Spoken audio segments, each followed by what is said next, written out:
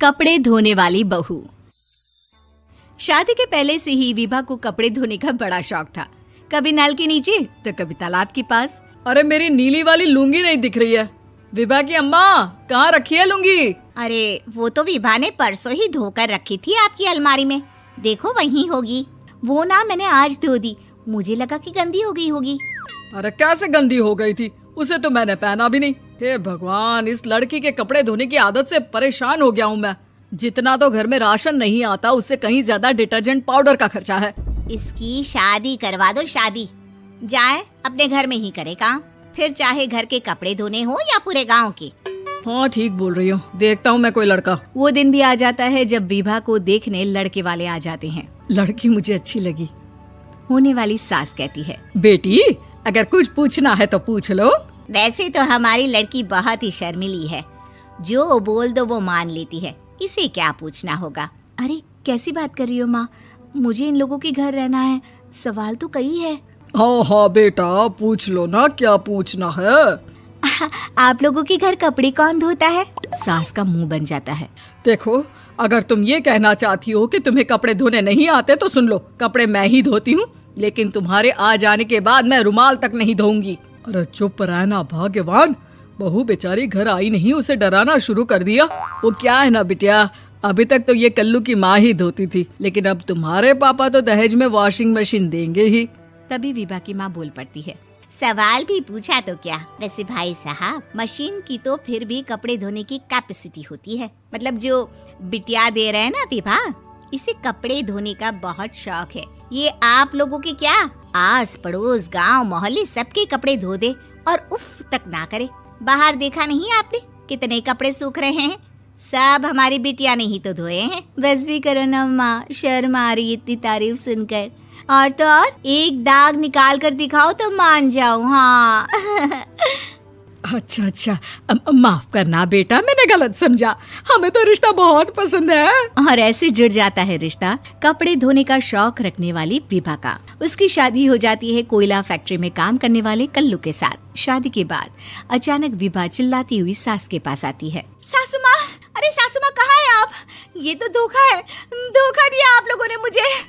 इसे ससुर के चक्कर के बारे में पता चल गया। अरे तो उसमें तुझे क्यों धोखा मिला है? अरे नल में पानी नहीं आता, कपड़े कैसे कब धुलेंगे? अच्छा, तू पानी नहीं आ रहा उसकी बात कर रही है। तो आपने क्या सोचा? कुछ नहीं। अच्छा, तेरी माँ ने कहा था कि कपड़े धोने का शौक है तुझे, याद आया मुझे। शौक बोलकर कपड़े धोने वाले मेरे जुनून को कम ना आके सासू माँ, कपड़ा धोना मेरा गुरूर है।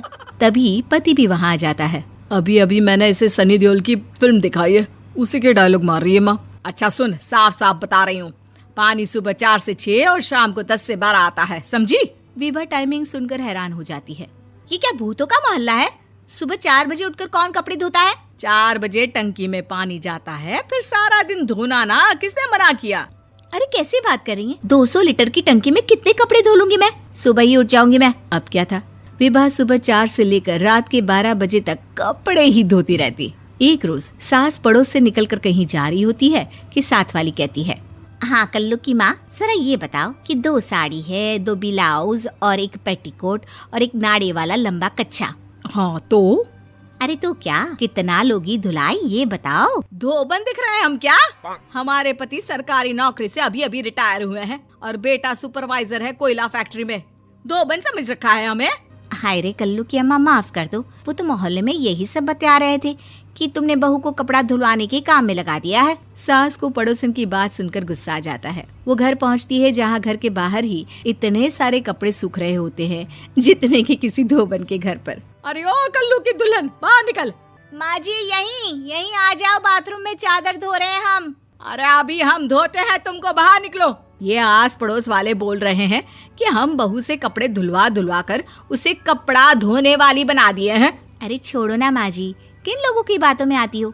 आस पास के लोगों का तो काम ही होता है कि वो किसी तरह सास बहू को लड़ा दे। बहू सारे घर के कपड़े धोती है, ये क्या कम है? बोलिए।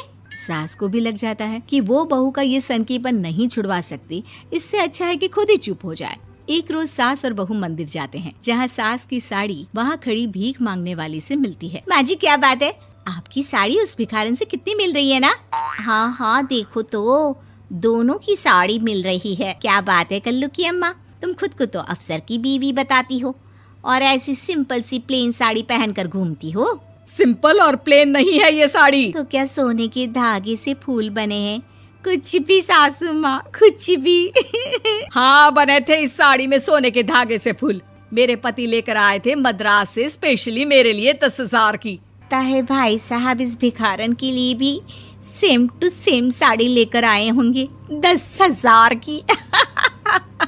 सास उस वक्त तो कुछ नहीं कहती, लेकिन बहू के साथ घर आती है और अलमारी से एल्बम निकाल कर लाती है। ये साड़ी देख रही है, ये वही साड़ी है जिसे मैंने अभी पहना था। इस साड़ी में ये जो चमकदार फूल दिख रहे हैं ना, ये सोने के धागों से काढ़े गए हैं। लेकिन तू लोकल वॉशिंग मशीन ब्रश से घिस घिस कर सारे फूलों को निकाल कर साड़ी प्लेन कर दी। मुझे माफ कर दीजिए सासू माँ। और तो और, जब मैंने तुझे तेरी गलती के लिए कुछ नहीं कहा, लेकिन तूने तो सबके सामने मेरा मजाक ही बना दिया। क्यों? बहू को समझ में आ जाता है कि अब से उसका कपड़े धोना बंद।